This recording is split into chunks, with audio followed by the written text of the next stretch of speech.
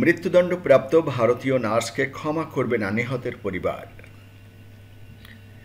ভারতীয় নার্স নিমিষা প্রিয়া যে ইয়েমেনি নাগরিককে হত্যার দায়ে মৃত্যুদণ্ডের সাজা পেয়েছেন, সেই তালাল আব্দ মাহদির ভাই বলেছেন, মৃত্যুদণ্ড ছাড়া অন্য কোনো শাস্তিই তারা মানতে রাজি নন। বিবিসি অ্যারাবিককে দেওয়া এক সাক্ষাৎকারে খুন হওয়া মাহাদির ভাই আবদুল্লাহ ফাতাহ মাহাদি বলেছেন, মীমাংসার ব্যাপারে আমাদের অবস্থান খুব স্পষ্ট। আল্লাহর তৈরি আইন কিসাস কার্যকর করতে হবে, অন্য কিছু নয়। আল ফাতাহ মাহাদি বিবিসি অ্যারাবিককে ওই সাক্ষাৎকার দেওয়ার পরে অবশ্য নিমিষা প্রিয়ার মৃত্যুদণ্ড কার্যকর করা আপাতত স্থগিত করেছে ইয়েমেনের কর্তৃপক্ষ। বুধবার ওই সাজা কার্যকর করার কথা ছিল। এর আগে ক্ষতিপূরণ হিসাবে নিমিষা প্রিয়ার আত্মীয় স্বজন এবং সমর্থকরা মাহাদির পরিবারকে ব্লাড মানি দিতে 1 মিলিয়ন বা 10 লাখ মার্কিন ডলারের সমপরিমাণ অর্থ সংগ্রহ করেন এবং পরিবারকে সেটা অফারও করা হয়েছে। কিন্তু মৃতের পরিবার কোনো সমঝোতাতেই রাজি নয় বলে স্পষ্ট করেছে এবং তারা ক্ষমা না করলে নিমিষা প্রিয়ার কোনোভাবে বাঁচা সম্ভব নয়। মৃত তালাল আব্দ মাহদি ভারতীয় নার্স নিমিষা প্রিয়ার ব্যবসায়িক অংশীদার ছিলেন। 2017 সালে তালাল আব্দ মাহাদির টুকরো টুকরো করা দেহ একটি পানির ট্যাঙ্ক থেকে উদ্ধার করা হয়। এরপরই সেই হত্যার অভিযোগে নিমিষা প্রিয়াকে গ্রেপ্তার হতে হয় এবং সে দেশের আদালত তাকে মৃত্যুদণ্ড দেয়। বিবিসি অ্যারাবিককে আব্দুল ফাতাহ মাহাদি বলেছেন, তার পরিবার শুধু যে একটি নারকীয় অপরাধের শিকার হয়েছে তা নয়, দীর্ঘ এবং ক্লান্তিক আইনি প্রক্রিয়ার মধ্য দিয়েও পরিবারকে যেতে হয়েছে। এটা তো একটা ভয়াবহ এবং জঘন্য অথচ সুস্পষ্ট অপরাধের ঘটনা।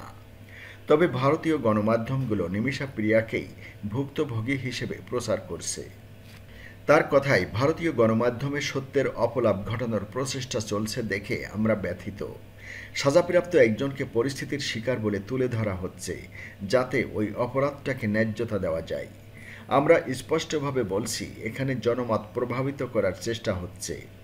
তিনি বলেন, একটা বিবাদ যে কারণেই হয়ে থাক, যত বড়ই হোক সেই বিতর্ক, তা কোনোভাবেই একটা হত্যাকে ন্যায্যতা দিতে পারে না। এর ওপরে এই ঘটনায় তো দেহটিকে টুকরো টুকরো করে বিকৃত করে লুকিয়ে ফেলা হয়েছিল। বিবিসি অ্যারাবিককে সাক্ষাৎকার দেওয়ার পরে মাহাদি নিজের ফেসবুকে এ নিয়ে একটি বিস্তারিত পোস্ট করেছেন বলে জানিয়েছে আরবি ভাষার সংবাদ পোর্টাল আল কুদস। ওই পোর্টালের প্রতিবেদন অনুযায়ী মাহাদি তার পোস্টে লিখেছেন, মৃত্যুদণ্ড পিছিয়ে যাওয়ায় আমরা হতাশ। আমরা এটা আশা করিনি। আদালত তো জানে যে আমরা কোনো ধরনের সমঝোতা করতে রাজি নই। তিনি বলেন, যতক্ষণ না মৃত্যুদণ্ড দেওয়া হচ্ছে ততক্ষণ আমরা চেষ্টা চালিয়ে যাব। কোনো রকম চাপের কাছে আমরা নতি স্বীকার করব না। রক্ত নিয়ে ব্যবসা করা যায় না। ন্যায় বিচার পেতে যতই সময় লাগুক আমরা কোনো সমঝোতা করব না।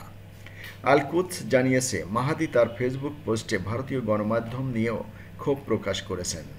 ওই পোস্টে তিনি লিখেছেন, ভারতীয় সংবাদ মাধ্যমে লেখা হচ্ছে যে তালাল নাকি নিমিষার পাসপোর্ট আটকে রেখেছিল আর তার উপরে শোষণ চালিয়েছে। এর মধ্যে বিন্দু মাত্রও সত্যতা নেই। নিমিষা কোনো আদালতের শুনানিতে এরকম দাবি জানায়নি। তার আইনি পরামর্শদাতারাও এরকম কিছু বলেননি। ভারতীয় সংবাদ মাধ্যমে তথ্য বিকৃত করছে দেখে আমাদের খারাপ লাগে। মধ্যস্থতা এবং আলোচনা নিয়ে মাহাদি লিখেছেন, মধ্যস্থতা আর আলোচনায় কোনো নতুন কিছু নেই। অনেক বছর ধরেই এই ঘটনায় মধ্যস্থতার প্রবল প্রচেষ্টা চলছে।